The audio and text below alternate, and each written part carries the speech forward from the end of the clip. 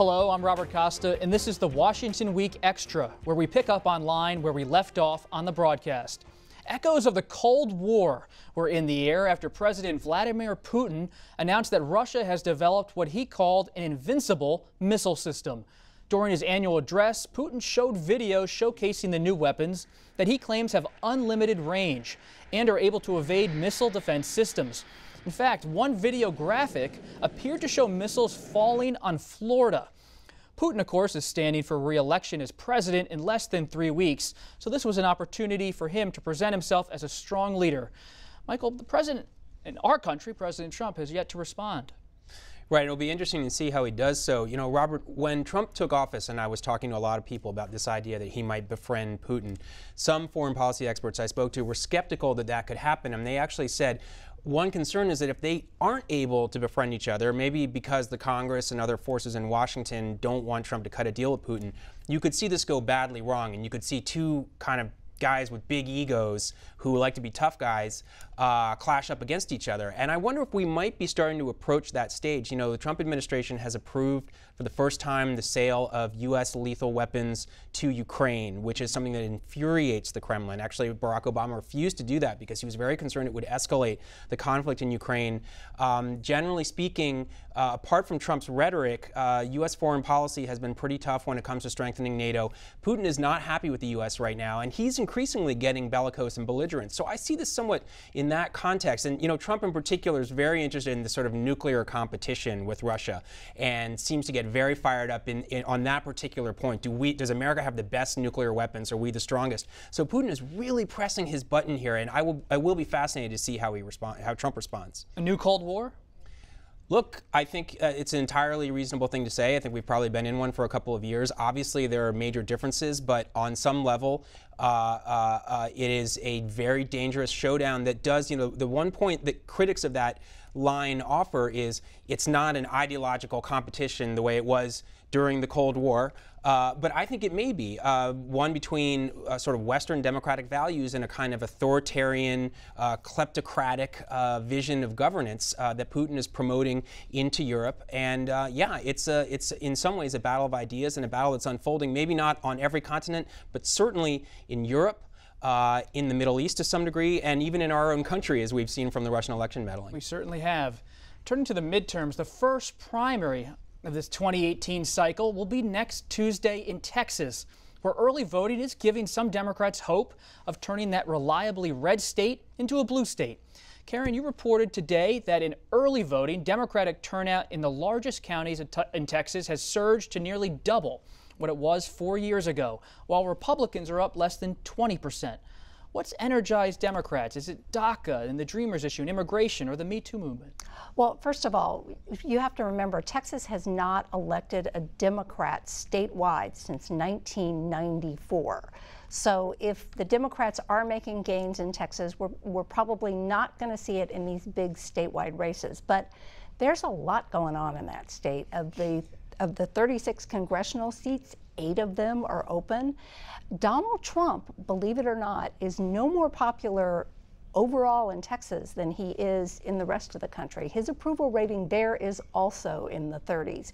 And so we are seeing mobilization efforts that are really making the Republicans nervous. The governor, Greg Abbott, sent out a fundraising email saying that these numbers should shake conservatives to their core. And we see the President of the United States tweeting out endorsements for down ballot races, the Land Commissioner, the Agriculture Commissioner, the Comptroller.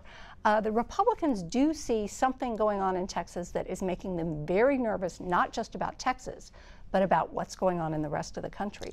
And we learned this week that Beto O'Rourke, who is the Democratic congressman challenging Ted Cruz in that Senate race, I think outraised him 3-1. Is that right this week? And so something is definitely going on there. The wall that the president has championed is pretty controversial in Texas. And you know, as we've seen in other states like Virginia, the Democratic base is fired up. Now, Democrats have set their hopes on Texas many times before, only to have those hopes dashed. But you know, they certainly believe that this fall is going to be a test of the enthusiasm and the passion of their base. Yeah, they might pick off a seat here and there. You know, the idea of Texas going blue is probably, again, still a big reach. Sure. And you think about how maybe the gun control issue plays there. We often talk about gun control in the midterms as an issue for suburban voters, but in Texas, could help, could hurt. Sure, and young voters are also a wild card. You know, part of the argument that these Parkland students are making in Florida is as soon as we're old enough to vote, we're really going to change things. Well, you know, young voters have never voted in the same numbers as older voters. So the question is, between now and Election Day in November, do younger voters really get engaged if you see a spike in young voters turning out in the midterms, which is, you know, really it's one thing if it's a general election. It's a midterm election where young people vote in even smaller numbers usually. So if they can turn that around, then they could have an impact. Hallie, I think back to 2016, you covered Senator Ted Cruz. Yeah. Who's facing this challenge, a likely challenge. Congressman O'Rourke expected to win the primary in Texas this month. How is Cruz facing this possible blue wave or whatever it ends up being? Well, I think back to visiting Texas, it must have been a year and a half, couple years ago now, starting to talk about, hey, this was before the reelection campaign was like really underway. And there was like a little dismissive talk of, you know, we're not overly concerned, right? This is a reliably red place. You know, you'd think that Senator Cruz would be in good shape. I do think, though, that given the fundraising, I think that they have a reason to be thinking a little bit more about getting him out, talking more about his positions and what he wants to do, doing more Texas state media, for example. We'll see if he does any more national media, something that he doesn't do a ton of hallway interviews, I don't think. He's kept a pretty low profile lately and has been sort of trying to change his image as, you know, a stubborn outlier even among his own party. Sure. In fact, he has been really insistent as of late that it wasn't really his fault that the government shut down back in 2013. That's all revisionist history.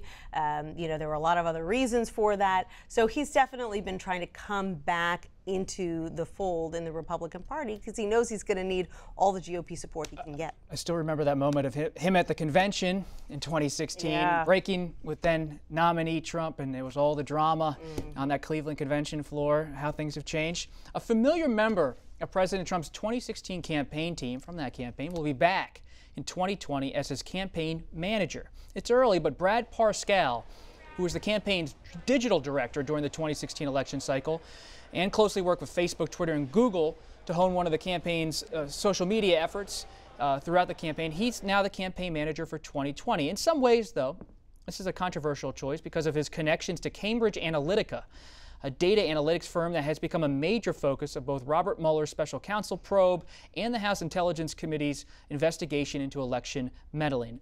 Why now with Parscale?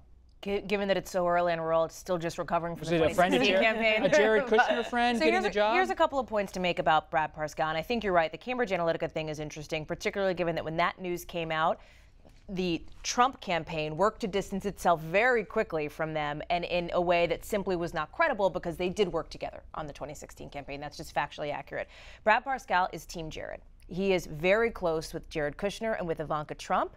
This is an installation of somebody who is on the family side, who's got that sort of Trump loyalty with the kids, into the political side here. Parscale, worth noting, had really no prior political experience before joining the 2016 campaign, worked on the digital side, so this is a big undertaking for him. I think you'll see some involvement in the midterms. But the other piece of this is when you talk about Trump loyalty, Parscale was also one of the true believers. There was a time period closer to the election when people you would speak with privately would cast a little bit of doubt that Donald Trump could actually win this thing. And Parscale, I think, was not always among those folks. He was somebody who really believed in the Trump cause, very loyal to the family, and I think that is a big part of why this all came into play. How much exposure does Cambridge Analytica have, just based on your perspective as an editor and reporter on this Russia probe? So I have to say that I don't expect that to be a key part of this story. I can't imagine that the Trump campaign would have colluded with the Russians to place a little bit of social media advertising in some swing states for dollar figures that would have to be dwarfed by the overall size of campaign spending. I mean, as a fraction of the whole, it would just, unless the Russians are pumping in vast amounts of money that we don't know about yet, the idea that there was, I'm not saying that I would rule out collusion generally speaking, but on this particular aspect of the story, I'm just very skeptical that you would throw in with the Russians and essentially take treasonous acts to micro-target some social media advertising, some internet advertising. It just, the risk-benefit to me makes so little sense that just purely speculatively, I am not holding my breath for that to be a major shoe to drop. Thanks, everybody. And while you're online, read my blog post about America's pastor, the Reverend Billy Graham. He died last week at the age of 99 and was laid to rest on Friday. You can read how this iconic evangelical minister who preached to millions around the world became a confidant to every president since Harry S. Truman. I'm Robert Costa. See you next time.